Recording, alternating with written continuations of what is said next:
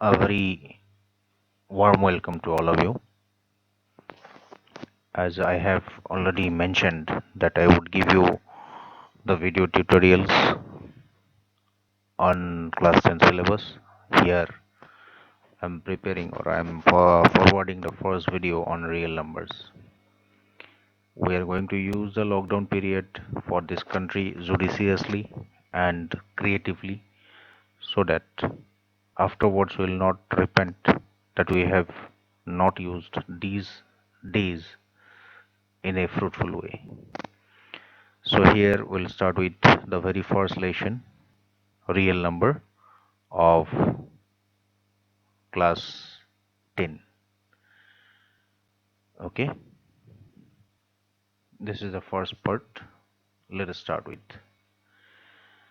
Before we know anything, first let us try to just know what exactly is the number system, because we should have an idea of number system at the beginning in order to know what real number is. All right. So at the beginning, we'll start with knowing about the numbers. So students, please try to know first that the first numbers system which we know are known as natural numbers, right? We call them counting numbers also. Please try to remember. They are 1, 2, 3, 4, and so on, right? Next, after natural number, what we get is the whole numbers, right? Whole numbers. Whole numbers includes 0 with the natural number. That means with the natural number, if you add 0 to it, then this is whole number.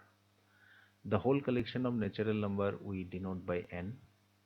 Whole collection of whole number is denoted by w.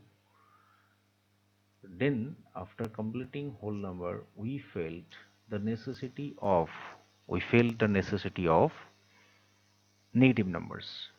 Then we get integers, right? So here what we get, I'm writing it like this because you already know this from class 8 or 9 or maybe lower classes. So you will not find it difficult to identify if I write it like this. That means negative integers, positive integers, and 0. So now be very alert. These are negative integers, these are positive integers, and positive integers means they are natural number only, and this is the number which is neither positive nor negative. So be very alert. 0 is neither positive nor negative, right? So this is the integers collection. This integers collection we denote by I, or sometimes we write Z for it. Next, after integer comes rational number, right? If I am not wrong, in CBSE syllabus, rational number you studied for the first time in class 7. Okay, rational numbers are those numbers which can be written in the form of P by Q, where PQ are integers, and Q must not be equal to 0. So in that way, all fractions, positive and negative, are rational numbers. In fact, you can talk about natural number also as a rational number, because if you consider any natural number, for example 1, always we had been knowing that the denominator is always 1. So in that case, denominator is 1, and every natural number can be of the form P by Q. And exactly we can say in that case that every natural number is a rational number. But now let us just try to see, apart from rational number, what we'll get. This also we got in last class, probably in 9. Irrational number, right? Irrational number. Irrational number. Irrational number. So irrational number means those numbers which cannot be put in the form of P by Q. It is not possible here. So those numbers are known as irrational numbers. And in these numbers category, we'll be getting like root 2, root 3, etc., whose roots cannot be found. Maybe cube root also, right? Then in this case, pi also will be getting. Pi, we write the value as 22/7, but please make sure that this is the approximate value. Actual value of pi is never repeating 3.14 and then on so on. All digits will be different. So this will be irrational number, right? And at last, out of all these, what exactly we are going to get is the real number. Okay, rational numbers, I did not give you the symbolization. Rational number symbolization is q. The collection of rational number is denoted by q, and irrational number is q to the power c, right? And then here comes the real number. It is the real number. So real number contains both rational number and irrational number. So together all these numbers makes a bigger collection of numbers that is known as the real number. Okay. So now we would like to have all these in the form of a figure so that we can remember these things diagrammatically, right? So let me draw a diagram for this. I'll erase this particular part for a moment. So if you find any problem, you can visualize this, pause the video, and then just see whether you are understanding or not. Otherwise, already I have left my email ID in the beginning of the slide video, so you can contact me over phone or maybe over email. Okay, so now let us try to give a very nice shape or a diagrammatical shape to this what we have learned in the number system. Okay, so I'll be making some different colors here. Let's see. Okay, first let me try to draw a small uh, square rectangle. So this rectangle actually I would like to name for natural number. Here I'll not write the numbers because space is too less. This name I have given, it means this is the house of natural number. Then here comes the another house outside the natural number. It is the whole number. Who is the other element here? Can you remember we have discussed? Apart from natural number, we have the other element as 0. 0, right? Guard, समझ लो, natural numbers guard is 0. What happens here is that I don't have permission to take this 0 inside, right? But every member in the inner core can come out. Meaning is that natural number can come out here, telling you that this is a whole number, but 0 cannot be inside natural number, that house. That means 0 cannot be a natural number, right? Then next higher level will be of whom? Next higher level will be of whom? How can you identify? It is integers. Who will come here? Here I have to allow these negative numbers. These are the guards, you can say, of the whole numbers. Idea remains the same. You will not allow these guards to get inside, but they can come outside. Meaning natural number can come outside up to this green rectangle, telling you that natural number can be also integer, but this minus 1 cannot go inside, telling that minus 1 is not a whole number. It cannot go inside this, telling that it cannot be a natural number. Now the logic is very clear, I hope. Then what comes is the set of, after integers, we have got rational numbers. Here what type of numbers will be there? You will be having numbers which are of the fraction type, right? This type of numbers, etc. So here fraction cannot go inside, meaning Rational number cannot be integer, but integer comes outside, then integer can be a rational number. Now what we have, the another layer will not be inside or outside of this. This is the another separately. You can say that Q and this is QC, irrational number. They are two different brothers, right? And they do not have any communication between them. Meaning there will be a very strict restriction. That means no numbers can come from this side to that, telling you that rational number cannot be irrational, and from here also the same thing cannot be. So irrational number cannot be rational. So now here, when we complete this together, this whole thing is known as the real numbers. This is the real number. So real number includes both rational and irrational number. I hope till here it is clear. If by chance you are missing anything, pause the video, replay it and try to see. Now just here there is a very like I must not say it is important question. Some question raised in my mind, so I just want to ask you. If somebody tells you that can 0 be a irrational number, an irrational number? So answer is strict no. Why? Very simple. 0 is in the category of whom? Rational number, na? So it cannot cross that border and get into whom? It cannot get into whom? It will not get into irrational numbers cell. So it cannot be irrational. So likewise you can proceed for understanding what is the number systems in the beginning with different notations.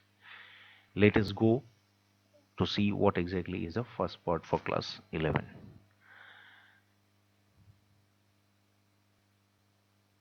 Sorry, class 10. I'm sorry, I by mistake I told class 10, class 11. It's class 10. See, the very first thing what we need to know as a definition is algorithm. Algorithm, right? Algorithm or algorithm, how you pronounce, choice is yours. I pronounce it as algorithm. A sequence of steps to be followed for solving a specific type of problem. Algorithm doesn't mean anything very serious. It only represents steps. It only represents steps. It only represents steps of solving a particular problem. For example, to make it little practical, I would like to just consider a very practical solution, right? Very practical solution. Like supposing that you reside in America and you would like to come to my house. My house. Say my house is in India, right? State is Assam, city is Guwahati, and then there is particular step, which is Chanmari. Okay. So now if you say that from America directly I want to come to Chanmari, then I'd like to go to India, then to Guwahati, then to Assam, then it will be hodgepodge and it is abrupt. So to come up to my particular house, you have to follow certain steps. What? First of all, from America to India, you have to come by international flight, right? Then you cannot directly land in Assam. You have to either get into Delhi or some international airport like this. Then you come to airport, some airport which is which is placed somewhere in and around Guwahati. If it is there, it's okay. So you can come to Guwahati. Then from Guwahati, you have to come to this So if you follow these particular steps, then only you can reach comfortably from America to this particular address. Now the same is true for any such travel history, right? So that means to travel from this to this particular place, say place 1 to place B, you have to follow certain steps like this. So these steps, if you list or enlist, they are known as algorithm. I have given you practical example, but when we go for it, using it in mathematics, we'll be getting a very beautiful algorithm known as Euclid's division algorithm. Okay, we'll come to that. Next, this is what actually I think I have missed in one of the slide, the word lemma. Anyway, I'll be telling you what exactly it is. You can go back to this. Yeah, a proven statement which can be used for proving a new statement. Lemma means already you know something, and that knowledge you use for proving some new statement. That is known as lemma. So we are now going for Euclid's division lemma. This is the very first part of your class 10 syllabus, real numbers, right? First, let us observe this and then we'll try to discuss what exactly are these. For any two positive integers, a and b, see here I am marking it as positive integers. Afterwards, if you go to higher level, we can modify this. It's not always positive. But for class 10, we have for two positive integers a and b, there always exist two integers q and r such that a can be written as b times q plus r, where r is lying between 0 and b including 0. Probably when I read this, you have found some difficulty in understanding. But now I'll be explaining it to you that it is not at all difficult. How? Here you try to see. It is a simple division process. This is a number I would like to divide by b. Now try remembering that you will be getting some quotient here. Then by conducting the process of division, you will end up with some remainder, maybe, or maybe 0 also. Now just in the whole process, if I ask you to relate all this, can you just quickly remember your class 6 or 7 standard algorithm which tells you that dividend is equal to divisor, right, into quotient plus remainder. Can you remember this? My handwriting is not very good, so please try to adjust this. I'd like to I'll try to improve. So is this the same what we have written here? Yes. Dividend is a, it is a here. Divisor is b, then q is the quotient, and then remainder, right? Here we have got the construction of the main part. Now what exactly we want is the tail part, that is 0 less than or equal to r less than or equal to b. To understand this, make it two part. First, let us try to understand this. 0 is less than or equal to r. You write in the reverse order, you will find that this is r greater than or equal to 0. Meaning is that remainder should never be negative, and you already know it. It may be smallest possible value is 0 only, otherwise it will be positive. Fine. And about this, that remainder is less than b. B matlab is the divisor. Now just try to recall yourself. If I am giving you a task of division, can you be left with some remainder which is bigger than the divisor? For example, suppose I gave you to divide say 10 by 3, will you not write 3 here? Will you write 2 here and they say I am getting a remainder 4? Will you say like that? Think. Yeah, you will not say, because you know that I should write 3 here and it should not be 6, it should be 9 and the remainder should be 1, right? So that's the logic where we get a remainder should be less than the divisor. It cannot be even equal, right?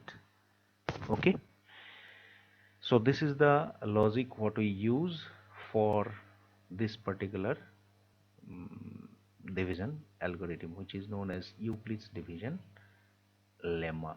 Okay, algorithm will be telling it once we use this particular lemma repeatedly for solving a particular type of problem, and the problem is to find a HCF. Am I clear enough so far?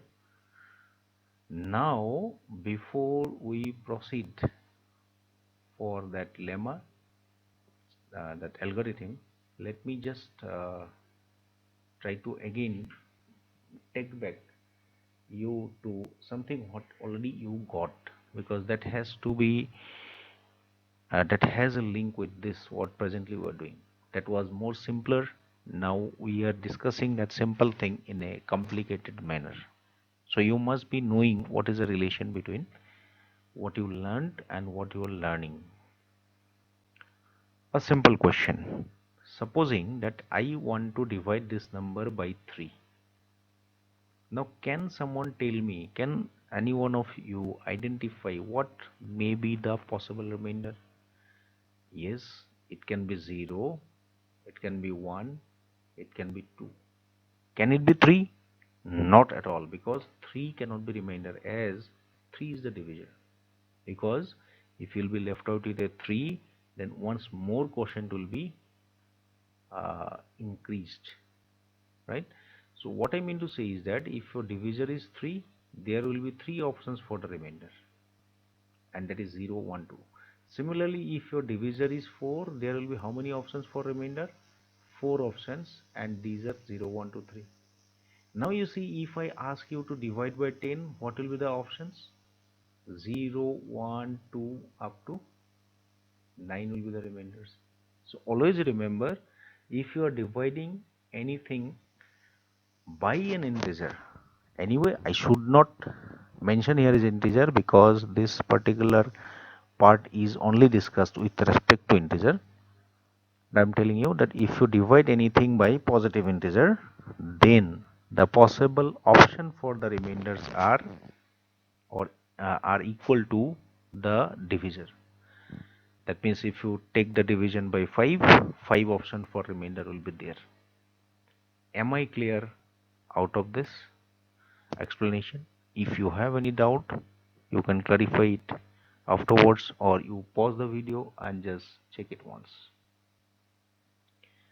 Now from here only we can get some very important results, which we'll write afterwards very formally, but presently just you see, you can solve those problems very quickly. If I divide a by this particular number 3, then I should be able to write a in what form? 3 times something as the remainder. If no remainder, then my form will be 3q plus 0, that is 3q only.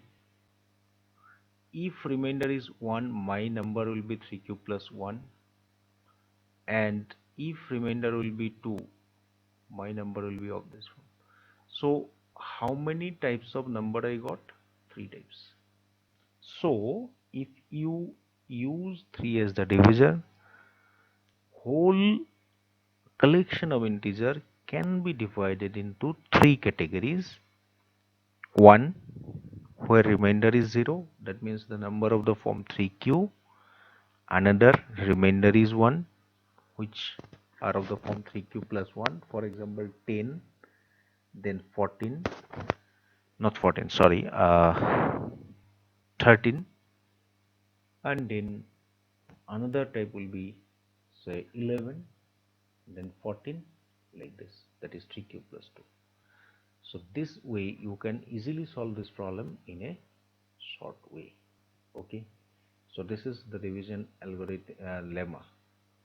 Now we'll come to the HCF by using divisions algorithm, Euclid's division algorithm.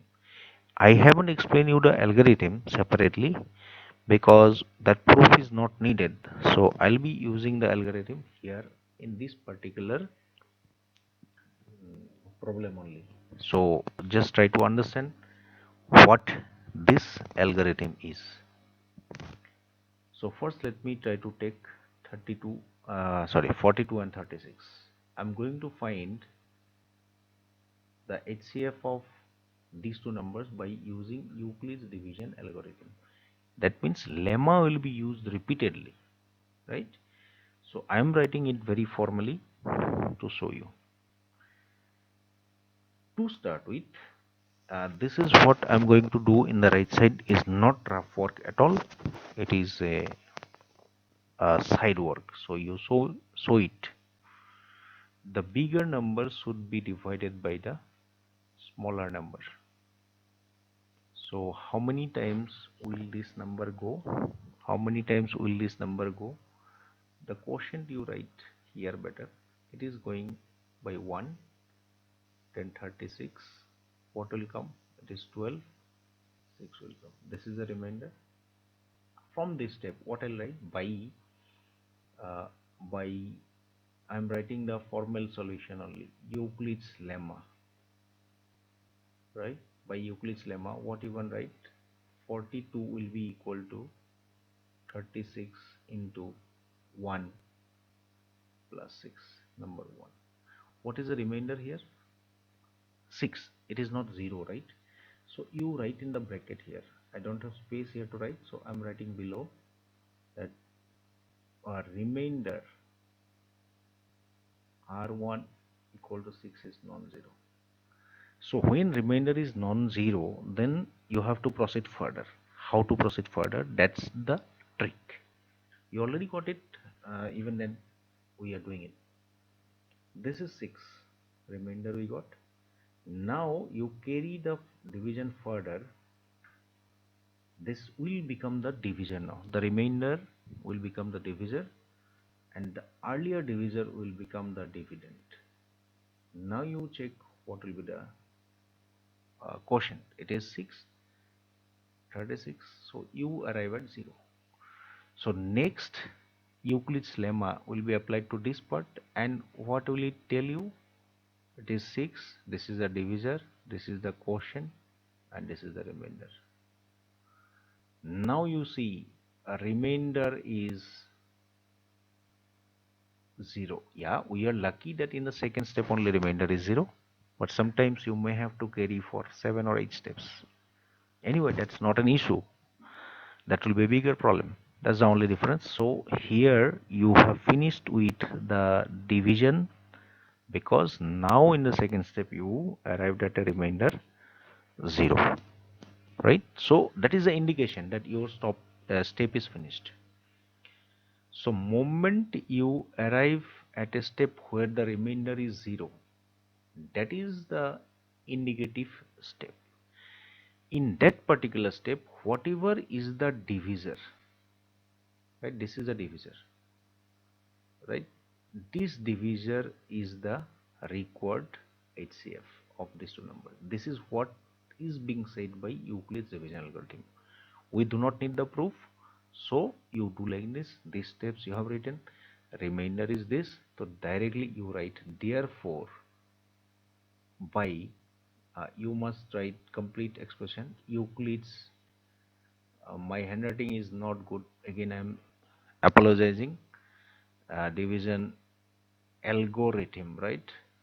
Algorithm HCF of 42 and 36 is how much? 6. HCF of 42 and 36 is 6. So take a pause of the video for some time and then you try to see whether you have understood or not. If not, you can clarify. But anyway, I'll be going for the answer of this question also. right? But this time I'll not write the statement like this. I'll just try to do it as direct as possible. Now I'm going to find the HCF of whom? HCF of 105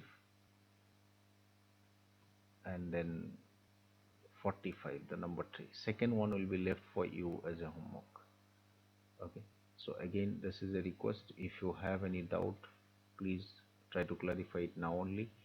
Today is the first class. I don't know to what extent I am compatible with you, to what extent you are understanding the concept. Anyway, you see the repeatedly the video explanation, you will obviously understand this. It is not difficult. Now I'm going for 45 and 105. So I'll do the rough work here, not the rough work, side work. 105 is the bigger number to be divided by 45. So how many times? 2 times. 90 will be there. Then it is 5 and then it is 1. Then remainder is not 0. I do not want to write now by Euclid's lemma. You will write please.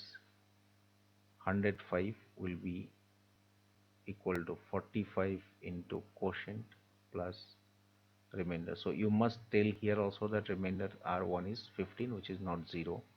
So your division will start again. 15 will become the divisor, right? This divisor will now become the quotient. How many times it will go? 45, 0. So I think I'm lucky here again that in this case also, second step only, my division has been finished. So what will be the HCF here?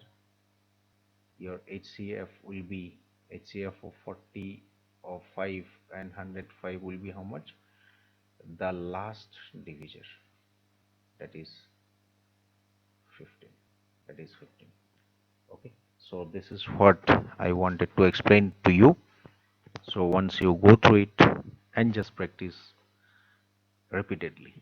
Okay. Let's see what is the next question. If I have time now, I'll explain it to you. Okay. Now you say this will be left for you as a homework. You'll be able to do. Find the HCF of the following numbers by using Euclid's division algorithm. I'll not do it. I'm leaving the answer to you, hints to you. You see, actually, purposely I have taken those two numbers with a new number here. Idea is that if you are given three numbers whose HCF you need to find by using Euclid's division algorithm, then first you choose any two of them, say these two, and find their HCF by the algorithm. So what was the HCF here? If I'm remembering, it is 6. Now this HCF and the left out number, their HCF you find. That is the required one. So 6 and 72 HCF you find by Euclid's algorithm again. Then what you get is the required HCF. Have you understood what I am trying to explain you? Please see, and if you are unable to do it, please communicate this to me as immediately as possible. Okay. Now this will be the last question of today. Using Euclid's division lemma so that any positive integer n is always of the form 2q or 2q plus 1, q being any integer. If you have a positive integer n, it can be of the form 2q or 2q plus 1. Not both, either of this. How will you prove it? Very clear. You see, you have to now make a guess what should be the divisor. So if you're clever enough, not clever enough, you are already clever. So you will be easily identifying that your divisor should be 2 this time. So you start with this, that let n be any positive integer, n be any positive integer. You write a very good step. I am not writing. Then by Euclid's, whose lemma will be using? Euclid's, this is the first of Euclid's lemma. What will you get if you use the divisor as 2? This n will be equal to 2 times sum m plus r. Rather you write this as q only. And according to the revision algorithm, what should I write? R is lying between 2 and 0. 0 and 2 rather. Now you have two options. What are the options? R can take, you can write clearly R can be of value, what value? 0 and 1, because if you are allowing from 0 up to less than 2, 0 and 1 are only possible. So if r equal to 0, what is n equal to? 2q. And if r equal to 1, what is n equal to? 2q plus 1. So one of the number is of 2q, another is of the form 2q plus 1, where q is an integer. So you have proved this, right? So anyway, this is picked up from the example of NCERT book. So if you are not able to see what exactly is the statement, or you are unable to get the statement clearly, once you can go through the NCERT book as well. So today we'll finish it here, and then we'll meet you again in the next period. Thank you so much.